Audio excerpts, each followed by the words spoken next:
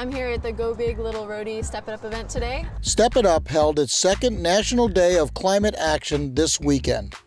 More than 1,400 events were held in all 50 states to call for a reduction in U.S.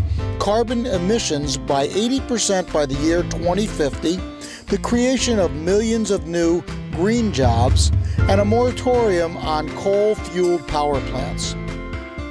Our Go Big Little Rhody event, held at Roger Williams Park Zoo, was postponed by Hurricane Noel's high winds and rain until Sunday, November 4th.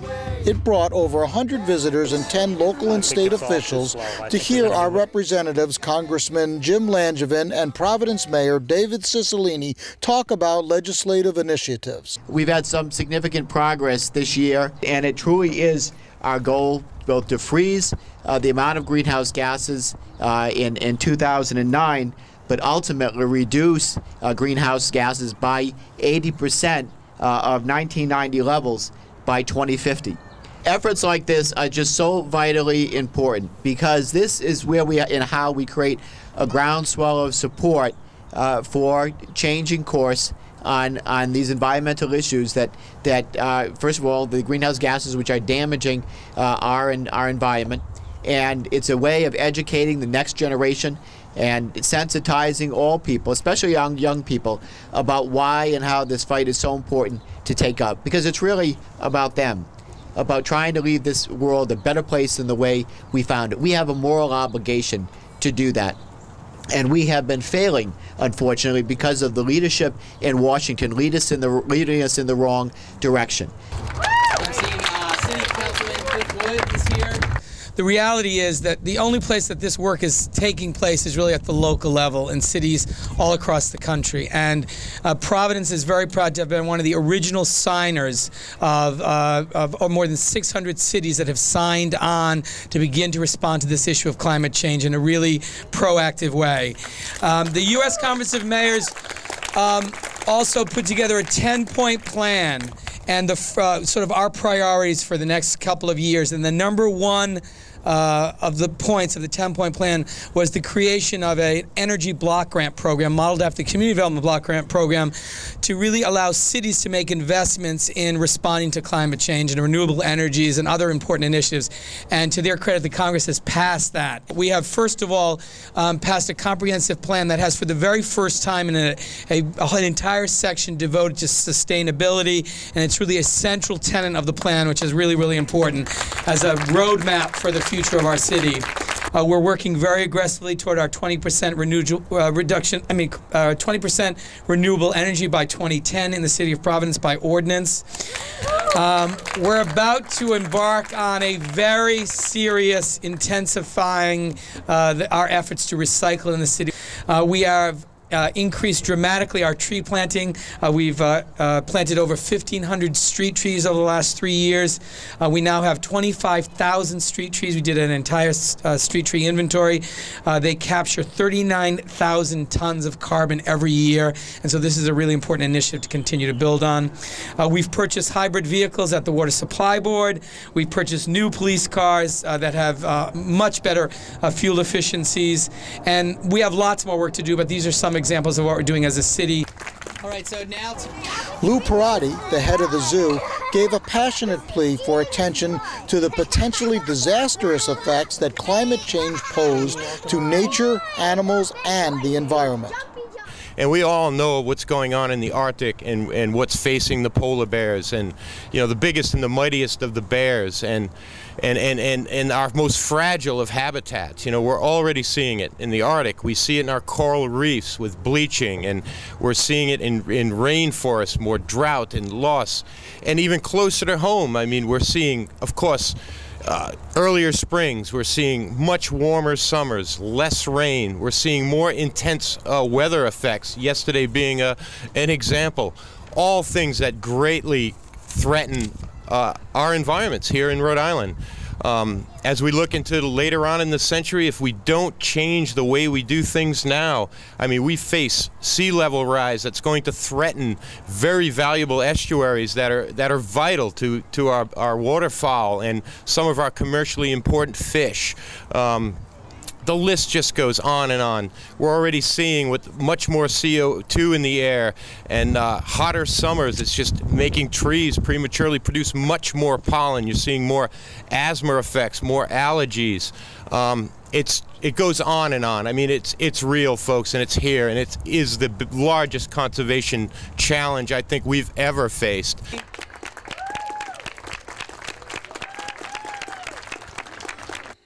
"10% of the crowd were made up of members of the Rhode Island Progressive Democrats of America who were calling for more action sooner." Excellent. Thank you.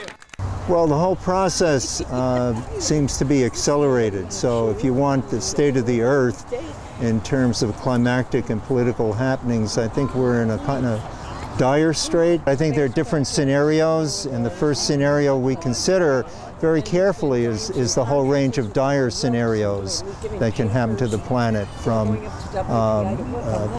biological plagues to nuclear weapons getting out of hand to natural catastrophes and so forth. So here's an area where we have some control over human destiny. It's not like an asteroid slamming into the earth. I'm still considered a new guy, so everything's too slow for me.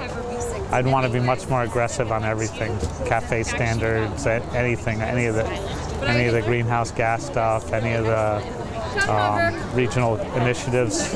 I think it's all too slow. I think we're going to be looking back soon and saying, where were these advocates? They're going to blame us for not being more aggressive than we were when it's more of a crisis than it is. Cafe standards is the stuff that legislates the stuff you see on the window of a car if you're buying a new car. Those really push the efficiency of automobiles, and you can really push that efficiency by legislating for higher gas mileage. There were also many educational exhibits on the effects of pollution, wind and solar renewable energy, and sustainable living. That's inside one of the towers on the tower truck. It gives you an idea of the size of the thing. There's another tower section going on.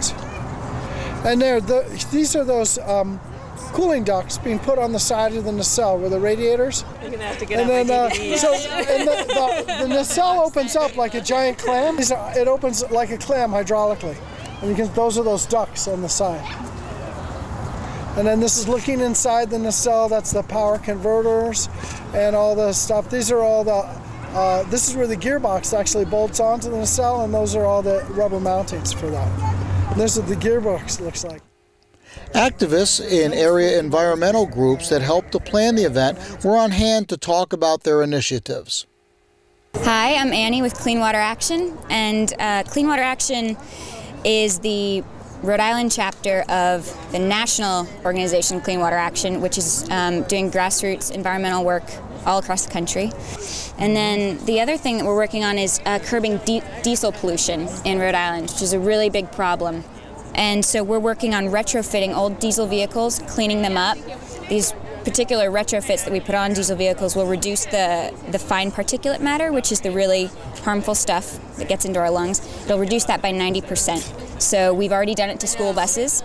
All the school buses in the state are getting retrofitted, and now we're working on trash trucks and other heavy-duty diesel vehicles. We work to green the grid here in New England by purchasing renewable energy on the behalf of our Green Start members.